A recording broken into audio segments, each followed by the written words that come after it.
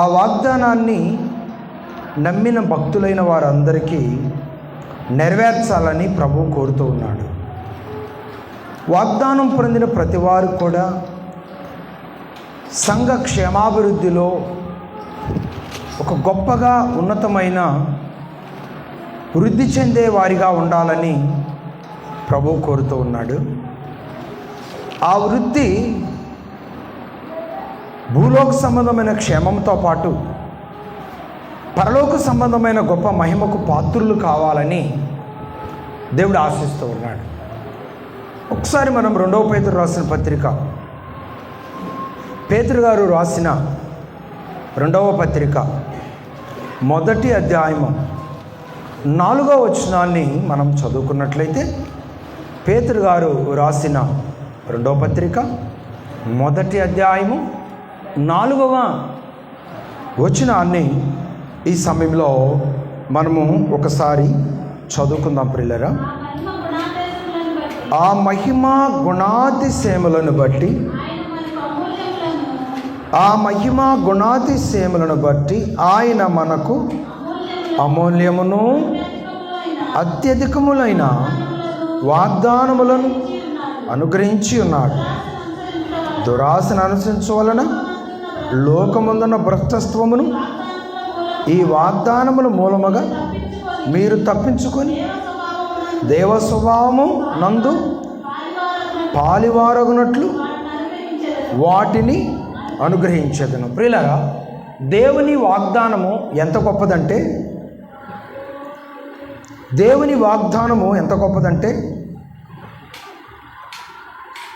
ఆ మహిమ గుణాతిశయములను బట్టి ఆయన మనకు అమూల్యమును అత్యధికములైన వాగ్దానములు మనకు అనుగ్రహించి ఉన్నాడు. ఈ వాగ్దానము మన జీవితాలలో ఎల్లప్పుడూ స్థిరంగా ఉండాలంటే మనము కొన్నిటికి దూరంగా ఉండాలి. ఏంటవి? దురాశను అనుసరించటం వలన లోకమందున్న భ్రష్టత్వమును ఈ వాగ్దానముల మూలముగా మీరు తప్పించుకొని, చూడండి, ఈ భ్రష్టత్వము, తర్వాత ఈ దురాశ, ఇవన్నీ కూడా వాగ్దానము మన జీవితంలో నెరవేరకుండా చేస్తాయి, వాగ్దాన ఫలాలను అనుభవించకుండా చేస్తాయి. తర్వాత దేవ స్వభావమునందు పాలివారమగునట్లు వాటిని అనుగ్రహించను. చూడండి, దేవ స్వభావములో మనందరము కూడా నిలిచి ఉండాలని, ఆ పద్ధతుల్లో కొనసాగాలని ప్రభు కోరుతూ ఉన్నాడు. ఆ పద్ధతుల్లో మనం దేవుని చిత్తాన్ని నెరవేర్చే వారంగా ఉండాలి. ఈ అనుభవాలు మన జీవితంలోనికి వచ్చినప్పుడట మనము వాగ్దాన పూరితమైన ఆ ప్రణాళికలను కాపాడుకున్న వారం అవుతాము. అలాగే సంఘ క్షేమాభివృద్ధిలో కృపాశీర్వాదములకు వారసులం అవుతాము. సంఘ క్షేమాభివృద్ధి ఎలా ఉంటుందండి? 5వ వచనంలో ఇలా తెలియజేస్తున్నాడు. ఈ హేతువు చేతనే మీ మట్టుకు మీరు పూర్ణ జాగ్రత్త గలవారై మీ విశ్వాసమునందు సద్గుణమునందు జ్ఞానమునందు ఆశానిగ్రహమునందు సహనముయందు భక్తియందు సహోదర ప్రేమయందు దయను అమర్చుకొనుడి. ఇవన్నీ కూడా మనము అమర్చుకోవాలి. ఈ చదవబడిన విషయాలు ఎక్కడైనా మనలో లేకపోతే వాటిని మరలా మనలోనికి తెచ్చుకోవటానికి మనం ప్రయత్నము చేయాలి. భూస్థాపన అయిన తర్వాత వాటిని మరలా మనలోనికి తెచ్చుకోవటానికి ప్రయత్నం చేసినా ఆ ప్రయత్నము ఫలించదు. కానీ మనం బ్రతికున్నప్పుడు ఈ ప్రయత్నాలు చేయొచ్చు, ఈ ప్రయత్నాల్లో విజయాన్ని సాధించవచ్చు, దేవుని చిత్తానుసారంగా వృద్ధిలోనికి రావచ్చని కూడా ప్రభు పేట నేను తెలియజేస్తున్నాను. తర్వాత మనం ఎలా ఉండాలి? తర్వాత నెక్స్ట్ వచ్చిన చదువుకుందాం. ఇవి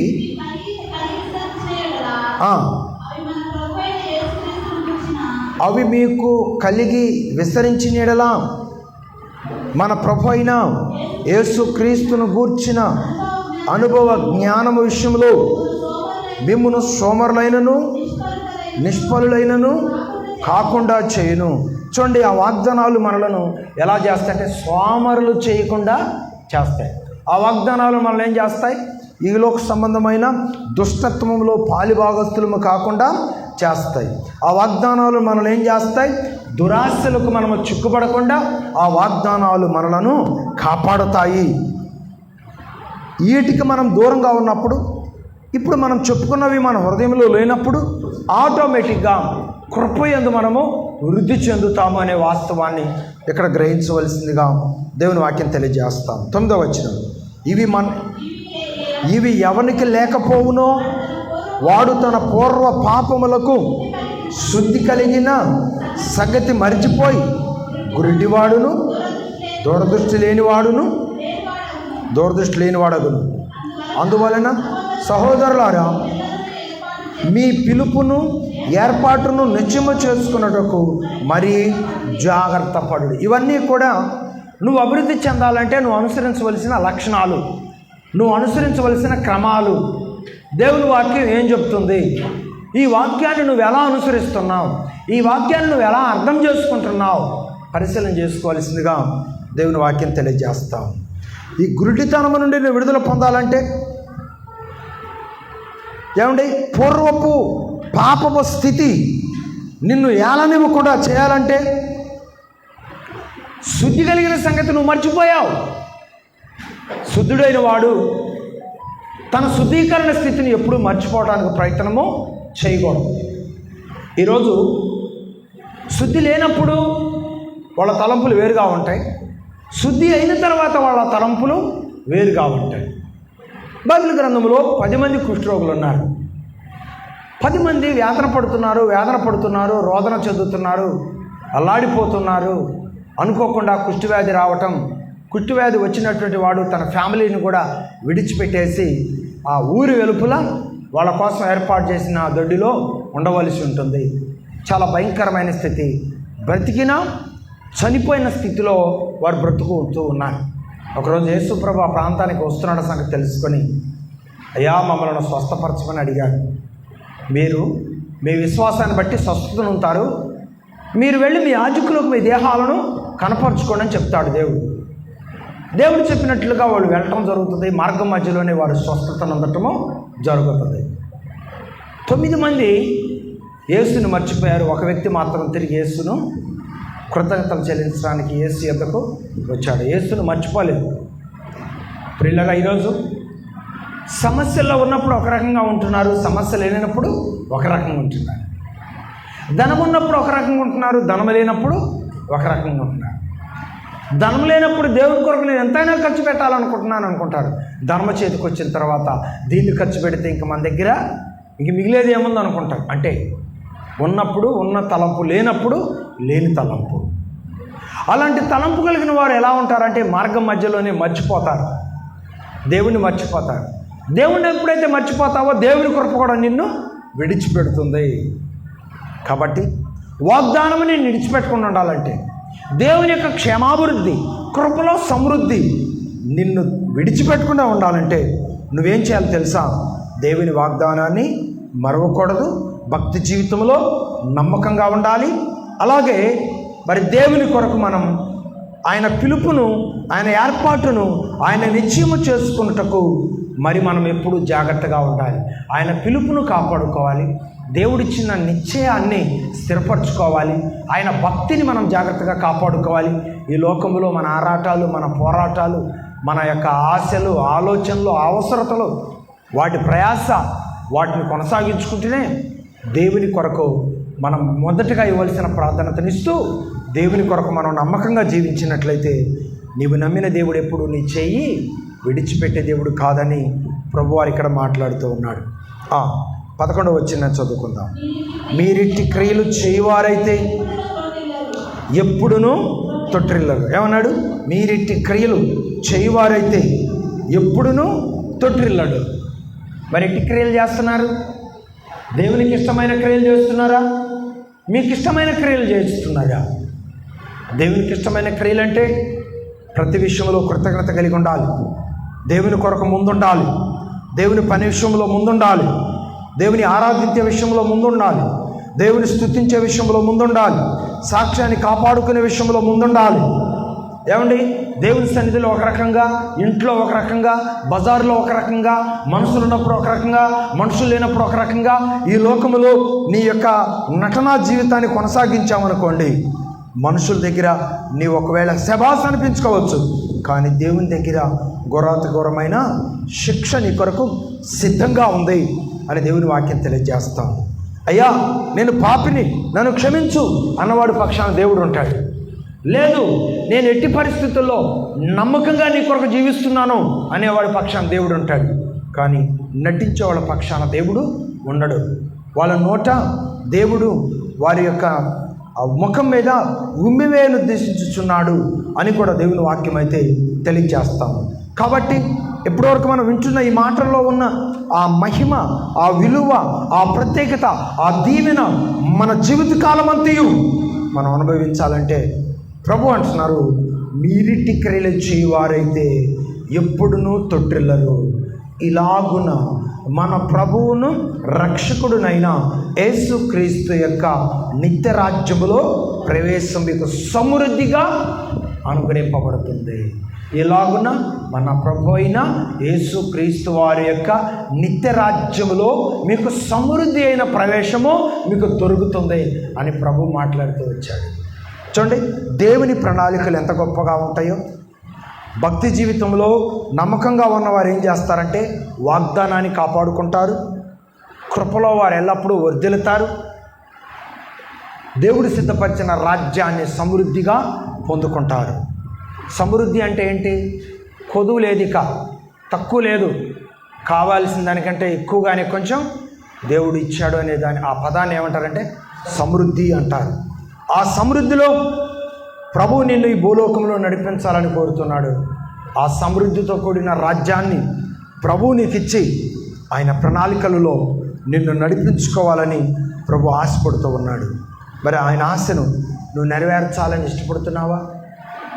దేవుని వాగ్దానం నీకు ఇస్తున్నాడు, కృపలో నువ్వు అభివృద్ధి చెందే భాగ్యం ఇస్తున్నాడు, సమృద్ధికరమైన రాజ్యంలో నీకు వారసత్వాన్ని ఇవ్వటానికి ఆయన సిద్ధంగా ఉన్నాడు. ఈ అనుభవాలన్నీ దేవుడు ఎవరికి ఇస్తాడు?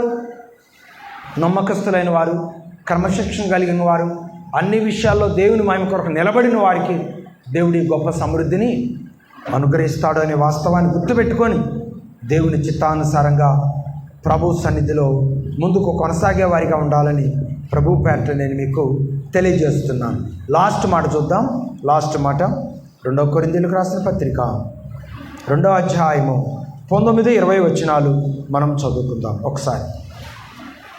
2 కొరింథీయులకు రాసిన పత్రిక 19వ అధ్యాయము 2 కొరింథీయులకు రాసిన పత్రిక 2వ అధ్యాయం 19-20 వచనాలు మనం ఒకసారి చదువుకున్నట్లయితే, అమ్మా 20 చదవండి. అదే స్టార్టింగ్ మొదటి చూడండి, మొదటి అధ్యాయం 2వ అధ్యాయం 19-20.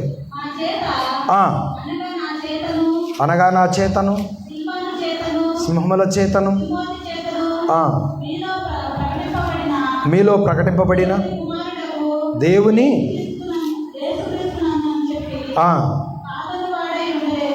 ప్రియులరా, మరి మనము వాస్తవంగా ఇక్కడ చదువుకోవాల్సినటువంటి మాట ఏంటంటే 9వ వచనం చదువు. 9వ వచనం అమ్మా, మీరు మొదటి కోరింది 2వ అధ్యాయం 9వ వచనం. మొదటి కోరింది 2వ అధ్యాయం 9వ వచనం. మొదటి కోరింది 2వ అధ్యాయం 9వ వచనం. ఇందును గూర్చి దేవుడు తను ప్రేమించు వారి కొరకు ఏమి సిద్ధపరిచెనో అవి కంటికి కనపడవు, చెవికి వినబడలేదు, మనిషి హృదయమునకు గోచరము కాలేదు అని రాయబడి ఉన్నది. చూడండి, ఇట్టి దీవెనలన్నీ కూడా ప్రభు ఎవరికి ఇవ్వాలని ఇష్టపడుతున్నాడు? ఇదిగో దేవుని వాగ్దానాల పట్ల ఆసక్తి కలిగిన వారు, అభివృద్ధి పట్ల ఆసక్తి కలిగిన వారు, సంతృప్తికరమైన పరలోక రాజ్యం పట్ల బాధ్యత కలిగిన వారు భూలోకంలో కూడా దేవుని దీవెనలకు పాత్రలు అవుతారు. ఆ దీవెనలు ఏంటంటే కంటికి కనపడని, చెవికి వినపడని, హృదయానికి గోచరము కానీ విలువైన దీవెనలతో నేను దేవుడు ఆశీర్వదిస్తానన్నాడు. అలాగే సమృద్ధికరమైన పరలోక రాజ్య మహిమను దేవునికి ఇస్తానన్నాడు. ఇవన్నీ మీరు అనుభవించాలంటే అసూయ, భూలోక సంబంధమైన దేవునికి విరోధమైన వారులేని క్రియలు, దుష్టత్వము, దుష్ట స్వభావాలు, దేవునికి విరోధమైన ప్రతి పరిస్థితి నుండి విడుదల పొందిన వారై విశ్వాస సంబంధమైన జీవితాలలో దేవునికి మహిమార్థంగా బ్రతకాలని ప్రభు మాట్లాడుతూ వచ్చాడు. 4-5 వచనాలు, లాస్ట్గా 4-5 వచనాలు. మీ విశ్వాసము మనుషుల జ్ఞానము ఆధారము చేసుకొనక దేవుని శక్తిని ఆధారము చేసుకొని ఉండవలేను. విన్నారమ్మా? మీ విశ్వాసము మనుషుల జ్ఞానమును ఆధారము చేసుకొనక దేవుని శక్తిని ఆధారము చేసుకొని ఉండవలేను. మరి మీ విశ్వాసం వాళ్ళు చెప్పిన మాటల మీద, వీళ్ళు చెప్పిన మాటల మీద ఆధారం పడి ఉందా? దేవుని శక్తి మీద ఆధారపడి ఉందా? దేవుని శక్తి మీద ఆధారపడిన ప్రతి వారు కూడా దేవుని మాట వింటారు. దేవుని శక్తి మీద ఆధారపడిన వాళ్ళు ఎవరేది చెబితే అది వింటారు. కాబట్టి దేవుని శక్తి మీద ఆధారపడండి, దేవుని మాట వినండి, దేవుని జ్ఞానాన్ని సంపాదించుకోండి. తర్వాత దేవుని శక్తిని ఆధారం చేసుకుని ఉండవాలి. తర్వాత నేను మాట్లాడినను, సువార్త ప్రకటించను, జ్ఞానయుక్తమైన తీయని మాటలను వినియోగింపక పరిశుద్ధాత్మయు దేవుని శక్తియు కనపరచు దృష్టాంతములనే వినియోగించేది. ఏమండి, లోకంలో ఉన్న మాటల మీద చూపిన ఇంట్రెస్ట్ దేవుని మాటల మీద చూపలేరు కొంతమంది. కానీ దేవుని మాట మనలను ప్రయోజకులను చేస్తుంది. లోకంలో ఉన్న మాటలు ఏమాత్రం మనకు ఏ ప్రయోజనమో కలిగించవు. కాబట్టి ప్రయోజనకరమైన దేవుని మాటలు మన హృదయంలో భద్రం చేసుకోవటం ద్వారా 3 ప్రయోజనాలు ఉంటాయి. మొదటి ప్రయోజనం, దేవుని వాగ్దానాన్ని కాపాడుకుంటావు. రెండో ప్రయోజనం, కృపలో వృద్ధి చెందుతావు. మూడో ప్రయోజనం, సమృద్ధికరమైన దైవరాజ్యానికి వారసత్వాన్ని కలిగి ఉంటావు. ఇట్టి దానాలలో ప్రభు మనలను నడిపించటానికి ఆయన ప్రణాళికలో, కృపలో దేవుడు స్థిరపరిచి నడిపించిన గాక. ఆమె ప్రార్థన చేసుకుందాం. స్తోత్రములు తండ్రి, ప్రేమ నమ్మకమైన మా దేవ, వందనాలు చెల్లిస్తున్నాను. నీ లేఖనాల ద్వారా మీరు మాతో మాట్లాడుతూ వచ్చిన నీ వాగ్దానాలను బట్టి వందనాలు. నీ మాటలు ఆలకించిన మా ప్రియులను ఆత్మీయంగా బలపరుస్తురండి ప్రభా. మీ ఆశీర్వాదాలు ఎంత గొప్పగా ఉంటాయో, చెడును ద్వేషించినప్పుడు నీ దీవెనలు ఎంత గొప్పగా ఉంటాయో మీ లేఖనాల ద్వారా తెలియజేస్తూ వచ్చాడు. అలాగే భక్తిలో నమ్మకంగా ఉన్నప్పుడు వాగ్దానాన్ని కాపాడుకోగలుగుతారు, కృపలో వృద్ధి చెందుతారు. అలాగే సంతృప్తికరమైన రాజ్యాన్ని స్వతంత్రించుకోగలుగుతారని మీరు మాట్లాడుతూ వచ్చిన వాగ్దానాలు బిడ్డల హృదయాల్లో స్థిరపరచుకొని కృపా ప్రణాళికలలో ముందుకు కొనసాగే భాగ్యం మా ప్రియులకు గొప్పగా ఘనముగా మీరు దయచేస్తురండి. మీ నామమునకు మహిమ తెచ్చుకోవాల్సిందిగా ప్రార్థన చేస్తూ ఈనాటి ప్రత్యేకమైన ప్రార్థనా క్రమం ప్రారంభం ఎదుర్కొనేప్పటి వరకు మాతో నడిపించిన కొందనాలు చెల్లించుకుంటాం.